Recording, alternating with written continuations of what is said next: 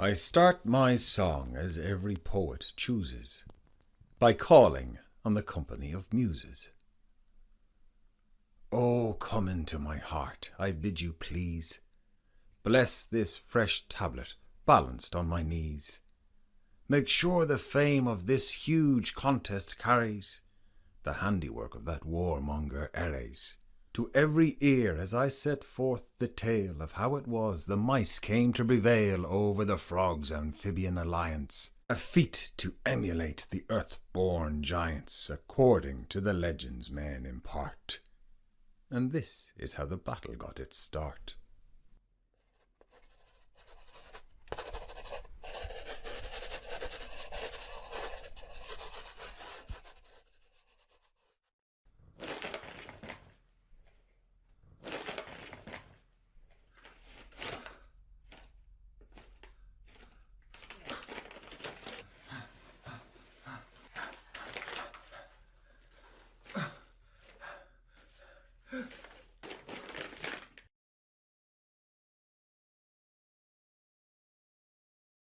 One day a thirsty mouse approached the brink of the lake and dipped his muzzle in to drink.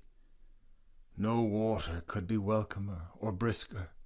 He'd only just escaped death by a whisker.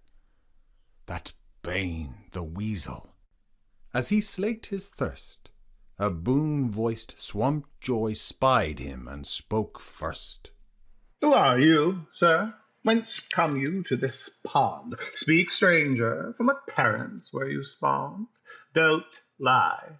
If you're a friend that's good and true, I'll take you home and give fine gifts to you. I am King Pufferthroat. Throughout these bogs, I am renowned as leader of the frogs. Peleus, Lord Mudworth, was my sire. My mother was the princess of the mire, and I was bred upon the river bank. But I can see that you must have some rank, good-looking, strong, no ordinary mouse, with the crowning glory of a royal house. A fighter famous on the field of battle. Tell me your pedigree, and do not prattle. Crumb-snatcher answered him in winged words. My race is known to men and gods and birds. But since you ask, Crumb-snatcher is my name. Brave bred Norwa my father, and my dame, the daughter of King Amchu, Nibblecorn.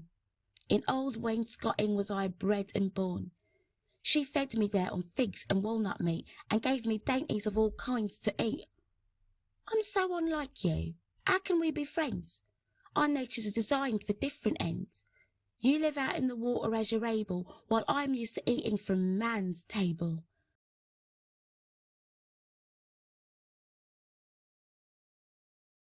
I never missed a fresh loaf kneaded thrice, tucked in its tidy basket, or a slice of marble jam, or pastry stuffed with cheese and sesame, as flaky as you please.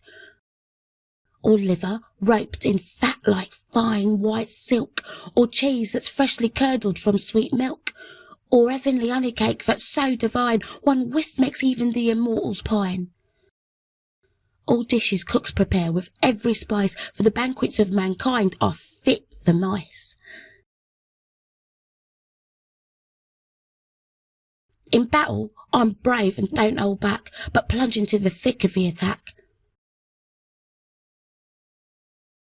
Two things there are in this great world and wide, of which I'm well and truly terrified. The hawk and weasel, pilferers of breath,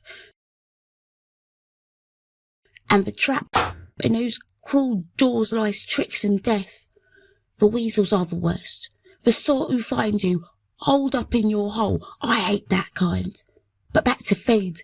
I do not eat or seek the radish or the kale or pale green leek, parsley or pumpkin. I do not partake of salad like you people of the lake. The Frog King smiled, his answer to him such.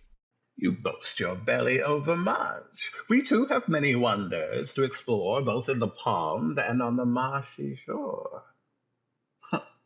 For Zeus has given us the power to roam in either element alike at home. Amphibian, possessing double lives, a frog both hops upon the mud and dives under the water. If you want to know about my world, there's much I'd like to show. Just climb up on my back. You'll be all right. As long as you make sure to hold on tight, I'll carry you with honor to my house. He spoke and offered him his back. The mouse got on at once. He threw his paws around the frog's smooth neck, and with a nimble bound leapt on his back.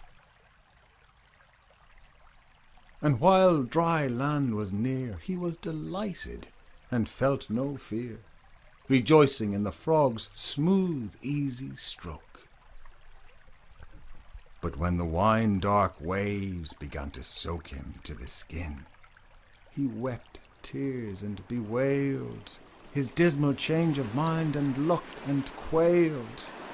So strange it was, he longed to put his feet on land, and chill with dread began to pleat, and try to use his tail as an oar, and beg the gods to let him reach the shore. But as the dark waters broke around his head, he cried aloud, and this is what he said. The bull upon his withers did not convey Europa, Cupid's cargo, in this way. Across the sea to Crete, not how this frog takes me across the water to his log on his green back. Just then a water snake appeared and reared its neck above the lake, dread sight to both, and Pufferthroat dove down, not thinking that he had left his friend to drown. And the mouse, abandoned, fell into the wave, and squeaked in terror of a watery grave. And many times he sank down in despair, and many times he struggled back up for air. In the end he could not flee his fate. His wet fur pulled him under with its weight.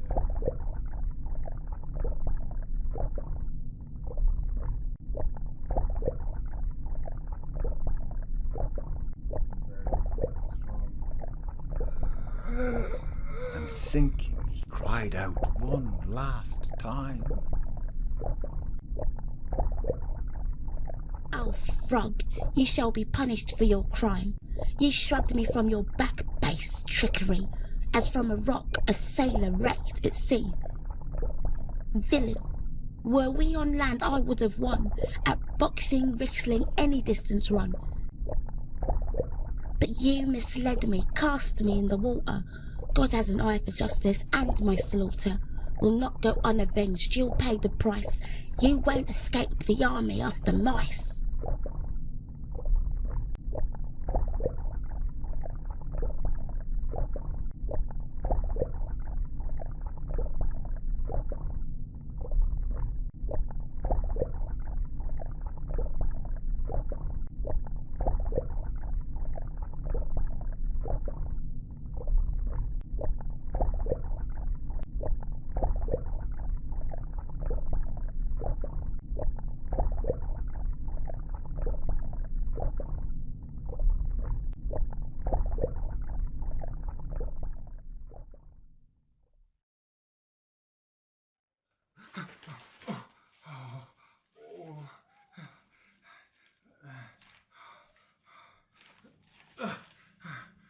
But on the marshy shore sat Lick-a-Plate, who saw him perish and began to keen, and ran to tell the mice all he had seen.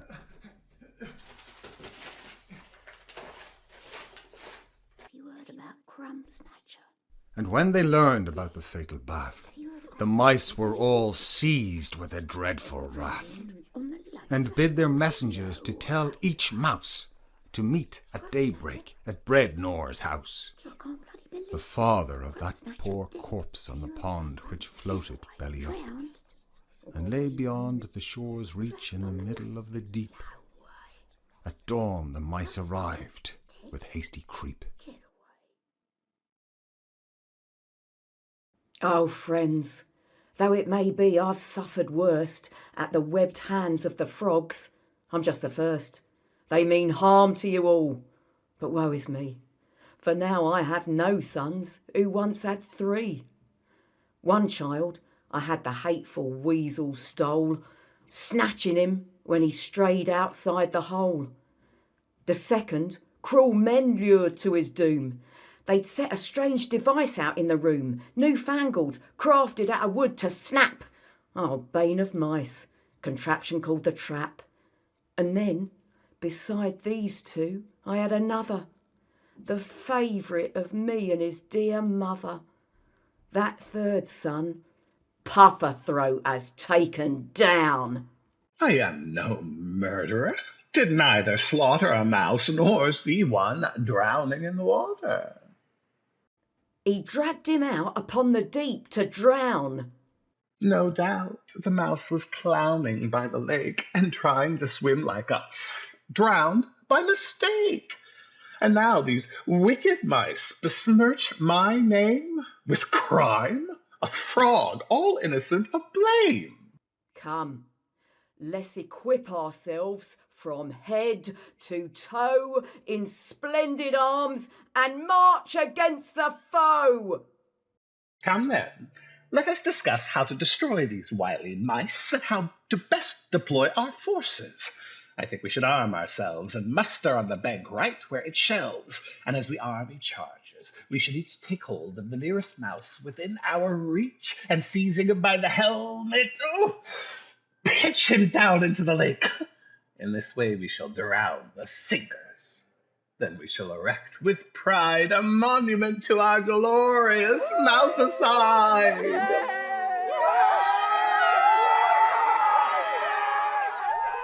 And Ares, lord of war, armed one and all.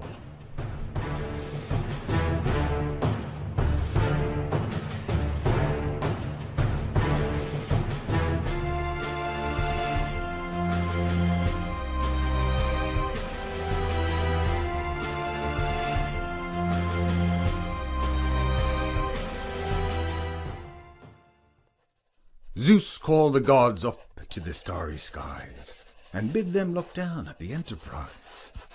The mustered forces, warriors 1,000 strong, mighty and great, and brandishing their long javelins, 2 armies in the style of the centaurs or the giants.